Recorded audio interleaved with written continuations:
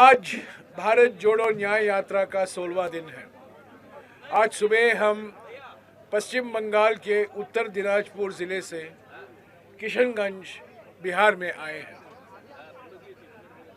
बिहार में जो कार्यक्रम होने वाला है, हमारे पीसीसी अध्यक्ष जी और हमारे सीएलपी लीडर जी आपको जानकारी देंगे।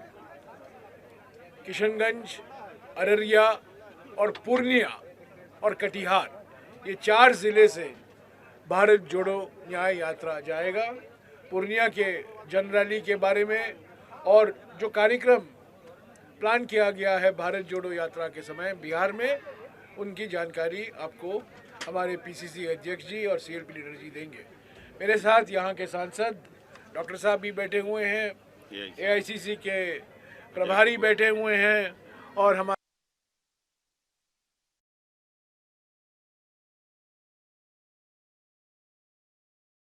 रात को पूरा कार्यक्रम करके बिहार हम वापस पश्चिम बंगाल में प्रवेश करेंगे। मालदा, मुर्शिदाबाद और बीरभूम होते हुए हम झारखंड में जाएंगे। झारखंड में हो सकता है 5 तारीख को या 6 तारीख को, अभी तक फाइनल नहीं हो पाया है, पर हो सकता है 5 या 6 को एक पब्लिक रैली होगी रांची में, जिसको कांग्रेस अध्यक्ष मल्लिकार्जुन खड़गे जी और राहुल जी दोनों संबोधित करेंगे। पर इसकी पूरी जानकारी मैं आपको 1-2 दिन में दे दूंगा, पर हो सकता है 5 और 6 को ये रैली रांची में ज़रूर होगी। मैं 1-2 बात भारत जोड़ो न्याय यात्रा के बारे में कहना चाहता हूँ। राहुल जी ने बार बार कहा है कि भारत जोड़ो न्याय यात्रा हमारे संविधान के प्रस्तावना से प्रेरणा लेता है। हमारे संविधान के प्रस्तावना का पहला लाइन है सामाजिक, आर्थिक, और जो पिछले 10 अन्याय काल हमें भुगतना पड़ा है, 140 करोड़ भारतवासियों को भुगतना पड़ा है, और जिससे छुटकारा हमें मिलना है।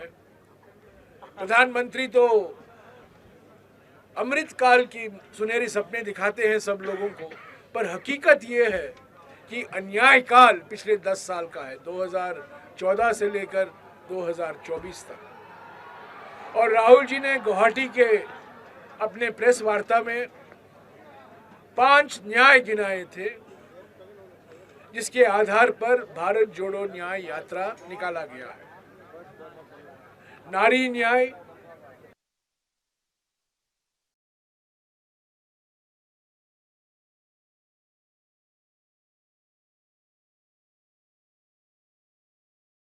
गंज में राहुल जी ने कुछ बात की है कि पहला कदम भागीदारी न्याय के लिए सामाजिक, आर्थिक, जाति जनगणना है। तो ये 5 न्याय कार्यक्रम है। और नारी न्याय में हम क्या करने वाले हैं, युवा न्याय के लिए हम क्या करने वाले हैं, श्रमिक न्याय के लिए हम क्या करने वाले हैं, किसान न्याय के लिए हम क्या करने वाले हैं, और भागीदारी न्याय को लेकर हम कैसे गारंटी देंगे, किस तरह की गारंटी देंगे, वो अगले 2-3 हफ्तों में अपने भाषणों में राहुल जी उसका जिक्र करते रहेंगे। पर ये 5 न्याय भारत जोड़ो न्याय यात्रा का एजेंडा है। पश्चिम बंगाल में हम शुरुआत 14 तारीख को हुआ था। मणिपुर, नागालैंड, अरुणाचल प्रदेश, असम, मेघालय, 12 दिन हम उत्तर पूर्वी राज्यों में रहे और सब जगह हमें भरपूर स्वागत मिला और हमें मैक्सिमम पब्लिसिटी, मैक्सिमम प्रचार हमको मिला असम में। और हमें असम के मुख्यमंत्री को शुक्रिया अदा करना है कि उन्होंने खूब प्रयास की सुबह से लेकर शाम तक हमें पब्लिसिटी देने के लिए। ऐसे तो लोग आए, सभी लोग आए, समाज के हर वर्ग आए राहुल जी का स्वागत करने के लिए, पर जो भारी पब्लिसिटी असम के को हमें बधाई देना हो। उसके बाद हम पश्चिम बंगाल में आए। पश्चिम बंगाल में कूच बिहार, जलपाईगुड़ी, अलीपुरद्वार, जलपाईगुड़ी, दार्जिलिंग, ये 4 जिले हमने कवर किया है। जलपाईगुड़ी में कल और सिलीगुड़ी में जो उत्साहजनक स्वागत मिला है राहुल जी को, भारत जोड़ो न्याय यात्रा को, मैं समझता हूँ कभी देखने को पहले नहीं मिला है। हमारे जो टीएमसी के दोस्त हैं, जलपाईगुड़ी में और सिलीगुड़ी में हमारे पोस्टर निकाले, हमारे पोस्टर फाड़े, हमारे कार्यकर्ता बड़े नाराज हो गए, बड़े उत्तेजित हो गए। मुझे उनको शांत करना पड़ा, पर टीएमसी के प्रयासों के बावजूद जलपाईगुड़ी और सिलीगुड़ी में भी हमें भरपूर स्वागत मिला है और हम उम्मीद करते हैं कि ऐसा ही स्वागत मालदा, मुर्शिदाबाद और बीरभूम में भी मिलेगा, क्योंकि कोई शक्ति भारत जोड़ो न्याय यात्रा को रोक नहीं सकती। कोई भी कुछ प्रयास करे, हमारे पोस्टर फाड़े जाएं, लोगों को मना किया कि आप सड़क पर मत आइए, रूट बदला जाए अंतिम क्षण में, ये सब चलते रहेंगे, पर भारत जोड़ो यात्रा पीछे हटने वाला नहीं है और जनता भारत जोड़ो न्याय यात्रा और खास तौर से राहुल जी को भरपूर स्वागत दे रहे हैं। अब मैं जानता हूँ आपके में बहुत सारे सवाल हैं राष्ट्रीय राजनीति को लेकर, उसके बारे में मैं अलग से आपको जवाब दूंगा, पर पहले बिहार के कार्यक्रम के बारे में मैं अखिलेश जी से और शकील अहमद जी से संक्षिप्त में बोलने को कहूँगा और उसके बाद हमारे सांसद जी भी 2-3 मिनट बोलेंगे। ऐसे तो विस्तार से आदरणीय जयराम रमेश जी ने सब बातों को कह दिया है। बिहार में मुझे लगता है कि आज जिस तरह का ऐतिहासिक स्वागत और समर्थन इस न्याय यात्रा को मिला है, उसके लिए किशनगंज के सभी साथियों को हृदय से साधुवाद देता हूं, धन्यवाद करता हूं।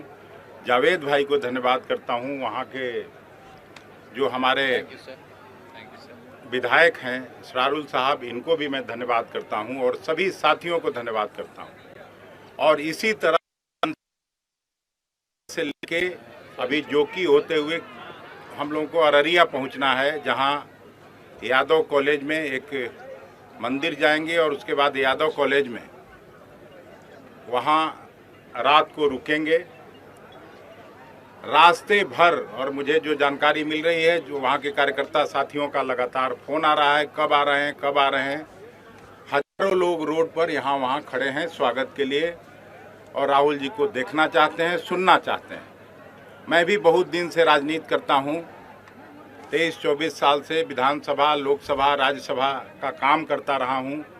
हम कभी इतना बड़ा उत्साह आज तक बिहार में किसी लीडर के लिए मैं नहीं देखा, क्योंकि सभी को लगता है, और बिहार जैसा हमारे सीनियर लीडर ने अभी कहा कि यहाँ सामाजिक न्याय की दरकार है, यहाँ हिस्सेदारी की ज़रूरत है। हम लोग जिस इलाके से आते हैं, सीमांचल में जो प्रवेश किए हैं, सीमांचल का पूरा इलाका गरीब गुरबों का इलाका है। कभी यहाँ जूट की खेती होती थी, आज मक्के की खेती हो रही है, मखाने की खेती हो रही है, लेकिन उनको उचित दाम नहीं मिलता है। किसानों के लिए हम लोग मंत्री थे यूपीए 1 में, जयराम रमेश साहब मंत्री थे, उसी समय सीधा मनमोहन सिंह जी के नेतृत्व वाली सरकार ने दुगना एमएसपी करने का फैसला किया था। उसके बाद कभी भी 10 रुपया, 20 रुपया, 50 रुपया प्रति क्विंटल से बढ़ता नहीं है। सब लोग चाहते हैं कि फिर से वापस राहुल गांधी जी आएँ, कांग्रेस की सरकार बने, ताकि किसानों को, मजदूरों को, मजलूमों को, छात्र नौजवानों को न्याय मिले। इसलिए इस न्याय यात्रा के बारे में बड़ी उत्सुकता से बिहार का लोग देख रहा है और हम न केवल राहुल जी को बल्कि जयराम रमेश साहब को भी विश्वास दिलाते हैं कि और अभिनंदन जिस तरह का होगा उसको आप निश्चित रूप से याद रखिएगा। और कल जिस तरह की रैली होने जा रही है रंगभूमि मैदान में, 1.5-2 लाख का मैदान है, पूरा मैदान तो छोड़ दीजिए, पूरा पूर्णिया भर पटा रहेगा आदमी के ये से। हम लोग 10 दिन से इस इलाके में घूम रहे हैं, गांव-गांव जा रहे हैं, सबको न्योता दे रहे हैं, आमंत्रण दे रहे हैं। सब लोग यही कहते हैं कि सर हम लोगों को बस का सुविधा दे दीजिए, गाड़ी का सुविधा दे दीजिए, हम लोग सब आना चाहते हैं। उसके बाद कटिहार में रुकेंगे, खेरिया गांव में यात्रा का विश्राम है। उसके बाद जैसा अभी जयराम सर ने कहा कि उसके बाद पुनः बंगाल में प्रवेश होगा 31 तारीख को, फिर झंडे का आदान प्रदान होगा। और बिहार का तो आप बताए नहीं, झारखंड बताए। हमको लगता है 13-14 फरवरी को फिर दूसरी बार फिर बिहार में प्रवेश करेंगे और औरंगाबाद से होते हुए सासाराम, भभुआ, रोहतास जिले से गुजरते हुए ये यात्रा उत्तर प्रदेश में प्रवेश करेगी, जैसा मुझे मालूम है। मैं आप सभी मित्रों का हृदय से धन्यवाद करता हूं कि मोदी जी के दबाव में मत आइएगा। इस यात्रा को भी आपका जगह मिलनी चाहिए, नहीं तो मैं जानता हूं कि इस दबाव में पत्रकार साथी भी काम करते हैं, लेकिन चूंकि ये सब आप सबों की भी लड़ाई है, आपको भी न्याय नहीं मिल रहा है, मैं जानता हूं, तो आपके भी न्याय की बात कांग्रेस पार्टी कर रही है, राहुल जी कर रहे हैं। और हम अब आग्रह करते हैं इसी इलाके से आने वाले, यहाँ लगातार सेवा करने वाले, इस इलाके में से दूसरी बार यहाँ के विधायक बने अपने भाई सदृश शकील खान साहब से कि ये भी आपको संबोधित करें। संक्षिप्त में ये बहुत ही खुश आइंद इस्तकबाल हमारे, और इस पूरे यात्रा की परिकल्पना जिस तरह से जयराम रमेश भाई जी ने की, हमारे सीनियर लीडर हैं, और तमाम कांग्रेस पार्टी के शीर्ष नेतृत्व ने, और ख़ास तौर पर वो पुरअज़्म इंसान जिसका नाम राहुल गांधी है, जिन्होंने अपनी कोशिशों और काविशों और हिम्मत के साथ जो यात्रा निकाली, हर तरह के हमले को बर्दाश्त किया, न धूप की तपिश देखी, न बादल का गर्जन देखा, न बर्फ, अपने अज़्म इरादे के साथ बढ़ते रहे। हिंदुस्तान इसी तरह से जुड़ता चला गया, और मुझे पूरी उम्मीद है कि इस यात्रा के माध्यम से बिहार में जो थोड़ा बहुत उथल पुथल आपको नजर आ रहा है, जब ये यात्रा अपने कंप्लीशन को पहुंचेगी और दोबारा बिहार जब आएगी तो मंजर कुछ और बदला हुआ आपको नजर आएगा। यह बात मैं इशारे में तो जरूर कह रहा हूं, लेकिन आपको चीजें तब्दील नजर आएंगी। आप सब लोग यहाँ आए, किशनगंज, कटिहार, पूर्णिया, अररिया का हो सकता है, लेकिन लगा है, और मैं जावेद के लिए बहुत ही जोश तरीके से बहुत शुक्रिया शकील। अभी जावेद साहब, बहुत बहुत शुक्रिया। सबसे पहले तो मैं आदरणीय राहुल जी हमारे नेता का शुक्रिया अदा करना चाहता हूँ। इनका वाला हिंदी में ट्रांसलेट कभी कर दीजिए। हाँ, हिंदी वाला। बिहार में सबसे पहले हम लोग को मौका मिला, हमारे बगल में इदार साहब हैं, हमारे अध्यक्ष हैं, और आरजेडी के हमारे एमएलए हैं।